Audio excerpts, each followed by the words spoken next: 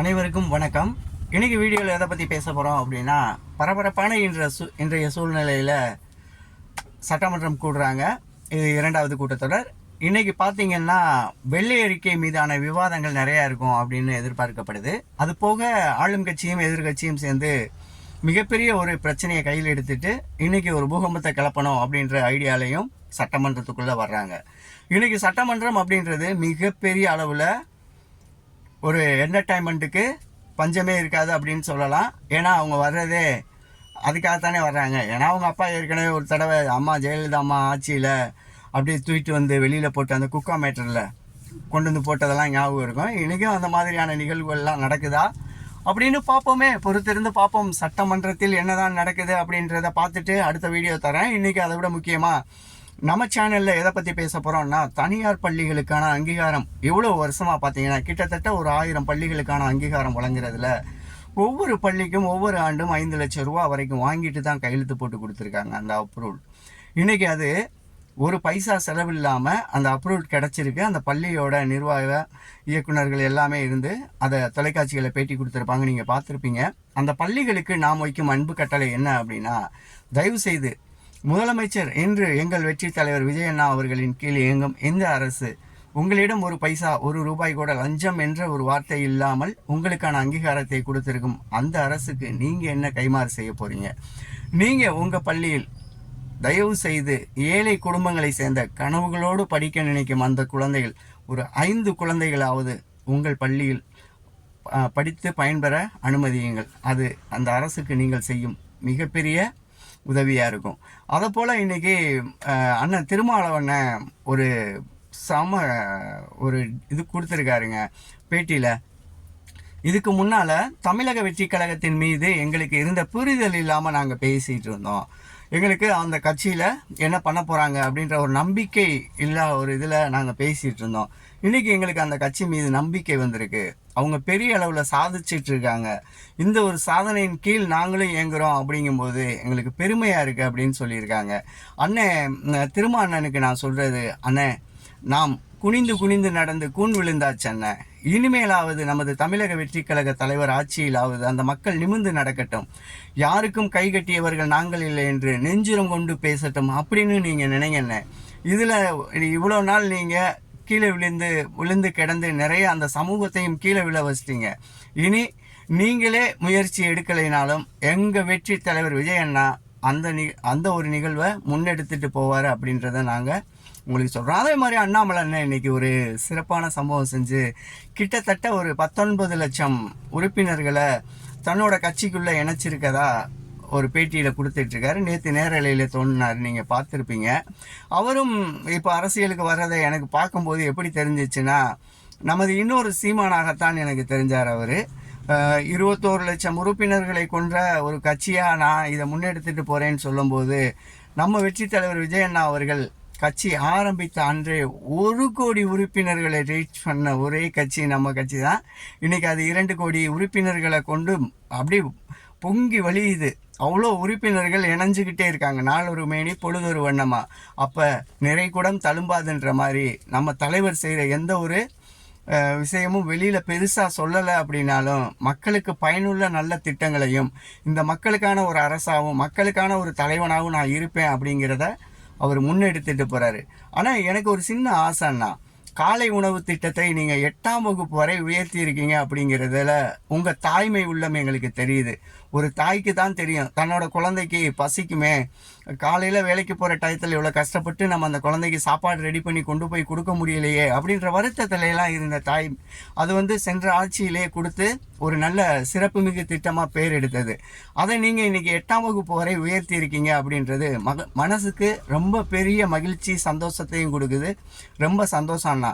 ஆனால் அதில் ஒரு சின்ன குறை இருக்கன்னா என்ன அப்படின்னு பார்த்தீங்கன்னா, அங்கே எத்தனை குழந்தைங்க சாப்பிட்றாங்க அப்படின்ற கணக்கு அவங்க பண்ணுறது இல்லைண்ணா. அங்கேருந்து மொத்தமாக ஒரு 50 குழந்தைங்கள் 60 குழந்தைங்களுக்குன்னு ஒரு பேக்கேஜ் அடைச்சி கொடுத்துட்றாங்க.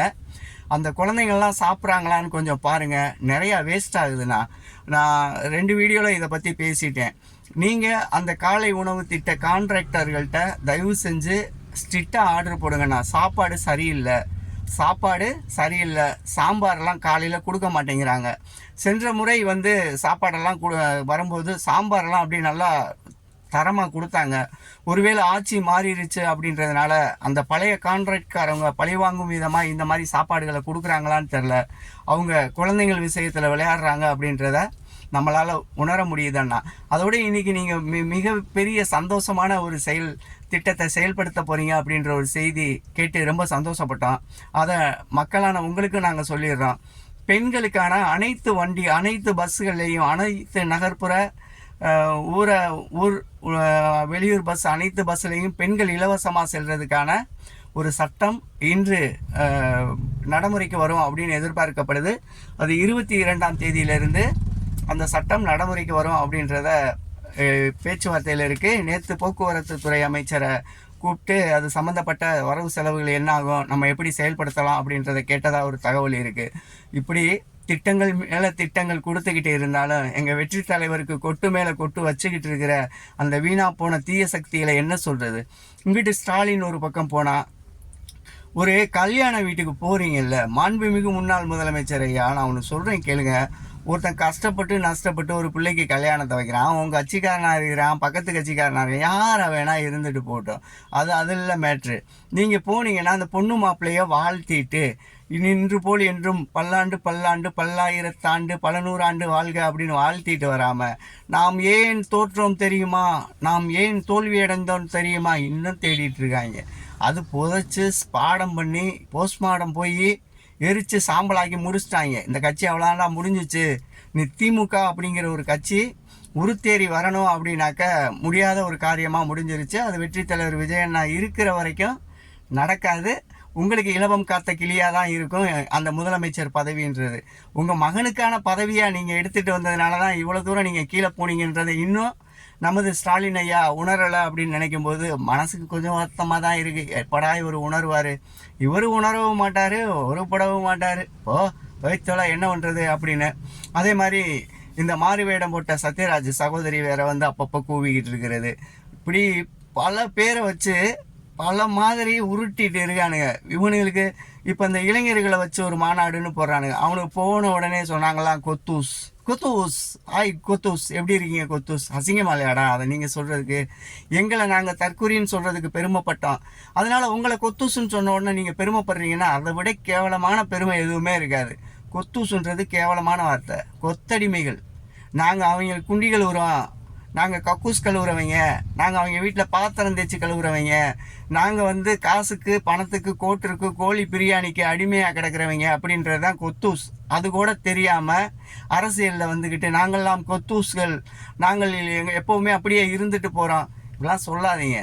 உன் கட்சி தலைவனுக்கே என்னன்னு தெரியாமல் கொத்தூசுன்ற ஒரு பட்டப்பேரை வச்சுக்கிட்டு சுற்றிட்டு திரிகிறீங்க. தயவு செஞ்சு நமது வெற்றி தலைவர் விஜய் அவர்களின் வெற்றி பயணம் என்றென்றும் தொடரும். இது ஏழைகளுக்கான அரசு, ஏழை மக்களுக்கான அரசு. இந்த அரசை நாம் முன்னெடுத்துட்டு போவோம். நிச்சயமாக நீங்களும் வெற்றி தலைவர் விஜய் அண்ணாவுக்கு பக்கபலமாக இருப்பீங்க அப்படின்றத எங்களால் உணர முடியும்.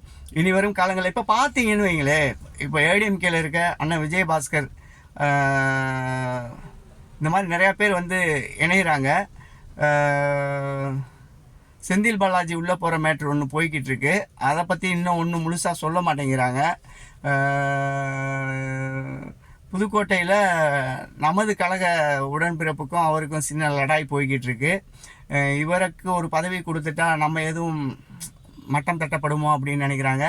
தயவு செஞ்சு சொல்கிறோம், நம்ம கட்சியில் யார் வந்து இணைஞ்சாலும் 3 வருடங்களுக்கு 31 வரைக்கும் அவங்களுக்கெல்லாம் எந்த பதவியும் கொடுக்க மாட்டாங்க தலைவர். தைரியமாக இருங்க.